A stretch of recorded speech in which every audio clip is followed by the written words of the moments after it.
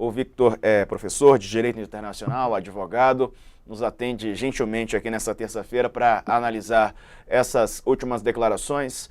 Victor, boa tarde. Amigo, a gente mostrou agora há pouco a declaração do chanceler israelense, houve resposta do ministro da SECOM, Paulo Pimenta. Como é que você vê essa atitude de Israel, né, de se abraçar nessa declaração do presidente Lula, tentando esticar um pouco mais o período de Netanyahu no poder? Boa tarde. Boa tarde, Diego. Boa tarde, pessoal que nos acompanha, colegas que dividem aqui a bancada.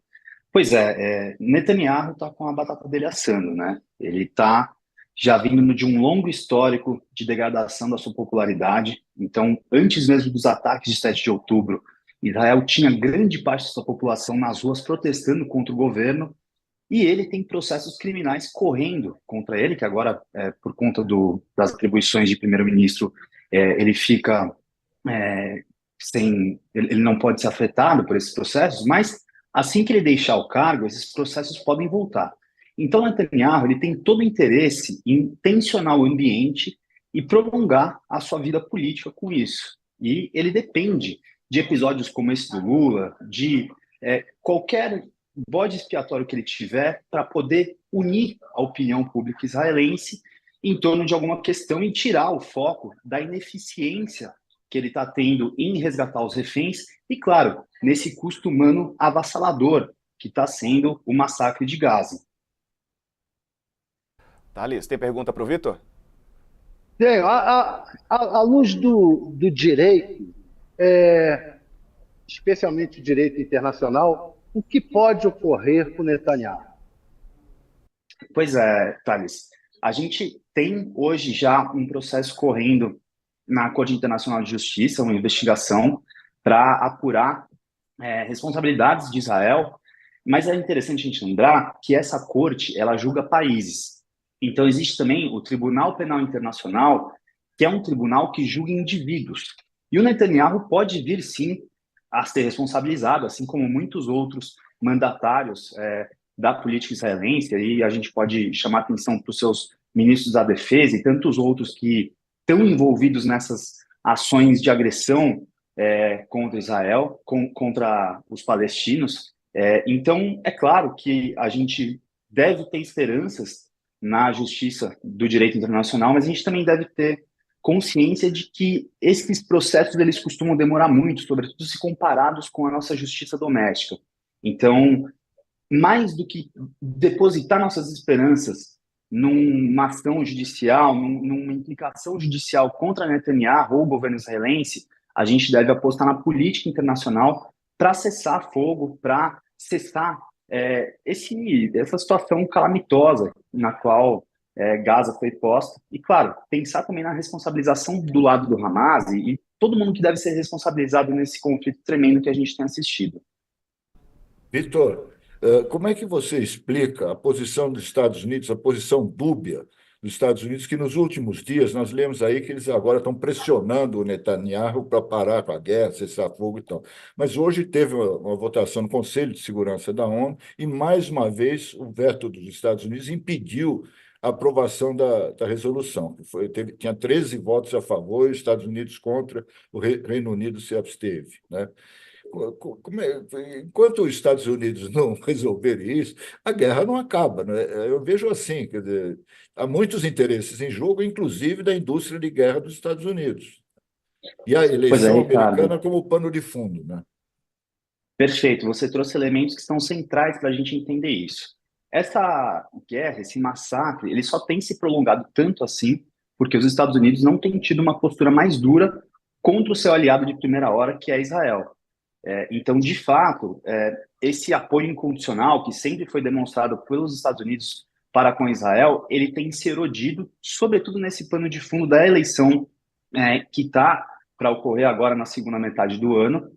E é importante a gente lembrar que tem um fator novo nesse conflito palestino-israelense, que é a produção de imagens, de conteúdos, a divulgação na mídia de um lado na história que não é aquele lado hegemônico que sempre conseguiu contar a sua versão. Então, acho que desde a guerra na Ucrânia a gente tem as redes sociais atuando muito para contar um pouco do que tem acontecido no campo de batalha, e agora isso tem voltado a opinião pública norte-americana para um lado, digamos, menos pró-Israel do que historicamente tem sido. Então, a gente vê que eles continuam sendo o aliado de primeira hora, mas isso tem se erodido e eles têm moderado o tom. E ao invés de simplesmente fechar os olhos para essas atrocidades que estão acontecendo, eles começam a moderar, a trazer o Netanyahu um pouco mais para próximo, no sentido de falar, olha, está na hora de você pensar nesse cessar-fogo, está na hora da gente pensar em algo que pare com essa matança que está ocorrendo. Analisando isso... Oi, coach, tinha mais alguma pergunta? Não, eu só falei obrigado. Era o Thales, Eu que ia falando. Vai lá, Thales. Do ponto de vista da política internacional, que consequência pode ter esse encontro que o Lula vai ter com o secretário de Estado americano que vem aqui ao Brasil?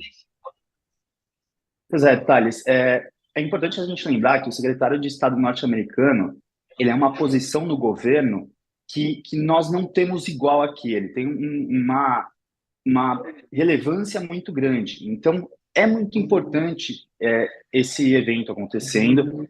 Isso, inclusive, é uma grande oportunidade para que o Lula possa trazer holofotes para essa bandeira que ele tem levantado ao longo desses últimos tempos, em discursos, inclusive, muito duros contra Israel. E aqui eu gostaria, inclusive, de destacar que esse tom que ele adotou da última vez, e relacionando o Holocausto com o que está acontecendo atualmente em Gaza, acho que pode ser criticado sim, mas, ao mesmo tempo, isso traz também um peso muito forte para essa conversa que, com certeza, vai aparecer nesse encontro com o secretário de Estado norte-americano. Então, eu vejo como muito positivo e muito importante o Lula pautando essas agendas em espaços internacionais.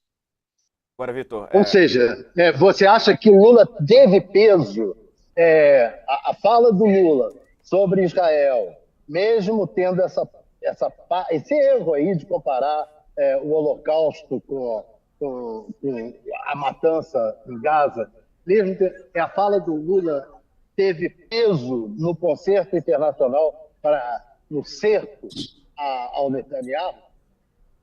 Thales, existe uma análise de que essa fala do Lula ela repercutiu de maneira super forte no exterior e, com isso, outros líderes começaram a sentir o peso do que está acontecendo em Gaza. Eu sou mais cético quanto a isso. Eu acho que o Brasil tem que entender um pouco, não só a nossa grandeza, mas também os nossos limites no cenário internacional. Eu acho que essa costura internacional ela já vem ocorrendo há muito tempo e não esse deslize ou esse cálculo que o Lula fez nessa fala relacionando com o Holocausto que mobilizou todas as agendas exteriores. Eu acho que talvez muita prepotência da política externa brasileira pensar que nós faltamos o resto do mundo a esse nível. Eu não acho que é essa forma. Eu acho que nós estamos cavando esses espaços, disputando, e o Brasil tem uma relevância muito grande e pode ser um ator importante na construção de paz. Né? Claro, com ou sem esses deslizes. Eu no início cheguei a falar que houve uma sorte do Lula nessa coisa Agora, você colocou uma outra questão, é que o Brasil pode ter ainda algum papel nesse jogo pela paz, porque há quem diga que essa fala do Lula tirou completamente do Brasil a possibilidade de atuar em favor da paz. Olha, eu acho interessante nós observarmos que, assim, o Brasil, seguramente, ele não entra nessa história como um ator neutro no qual Israel depositaria esse espaço de sediar uma reunião de paz, mediar um acordo. Mas, ao mesmo tempo, nós vemos outros países que também não são tão próximos assim de Israel, por exemplo, o Catar, que ocupam esse espaço. E eu acho que nós mantemos uma relevância grande na política externa a ponto de poder auxiliar esses trabalhos. Isso eu não quero pintar uma falsa esperança de que nós vamos ser os heróis da paz mundial ou desse conflito especificamente, mas eu acredito que o Brasil ele entra nessa mesa junto com outros atores internacionais somando, e claro, isso tem um peso, né? Da mesma maneira que essa declaração recente do Lula pode ter tido um peso, sim, em outros atores menores, inclusive países árabes que até se sentiram, de repente, empoderados em ver uma nação do tamanho do Brasil se referindo ao que está ocorrendo em Gaza agora naqueles termos. Imagens de 2010 que eu queria aproveitar aqui a participação do Victor e compartilhar com o nosso público também, que foi a visita do presidente Lula ao Museu do Holocausto. Aí, 2010, portanto, hoje o presidente Lula, que é considerado persona não grata lá em Israel, depois da ação, né, do Benjamin Netanyahu, foi recebido pelo próprio Netanyahu em 2010. À época o Lula tinha 64 anos, né? Então foi durante o segundo mandato dele, a gente está vendo ele colocando ali flores no Museu do Holocausto também. Me parece que tem uma fala do presidente Lula ainda nesse vídeo também, comentando essa passagem dele lá pelo Museu do Holocausto, né? Essa experiência. Vamos ouvir. Permitir que se repita algo como o Holocausto. A humanidade não pode e deve todo dia repetir quantas vezes for necessária, nunca mais, nunca mais. Nunca mais é o que ele diz, né? Nunca mais repetir. E aí foi a declaração, né? Alguns colocam como um deslize, outros colocam como intencional mesmo. Lula quis chamar a atenção. De qualquer maneira, como é que você vê nesse terceiro mandato o presidente brasileiro como líder internacional, né? Qual que é o papel dele? Ele se mostra como nesse momento, Vitor? Diego, acho que nós estamos recuperando uma tradição e um espaço que o Brasil ocupou na agenda internacional durante muitas décadas e se perdeu no mandato passado. Acho que o Lula, só o tanto de encontros internacionais que ele tem feito, o protagonismo que ele tem ocupado em reuniões e ocasiões como, por exemplo, a Assembleia Geral das Nações Unidas, a COP28, e agora, nesse ano, nós temos o G20, que também o Brasil vai sediar. Isso já mostra muito o tamanho do Brasil e o quanto nós estamos investindo nessas agendas internacionais. Então, eu vejo de maneira muito positiva.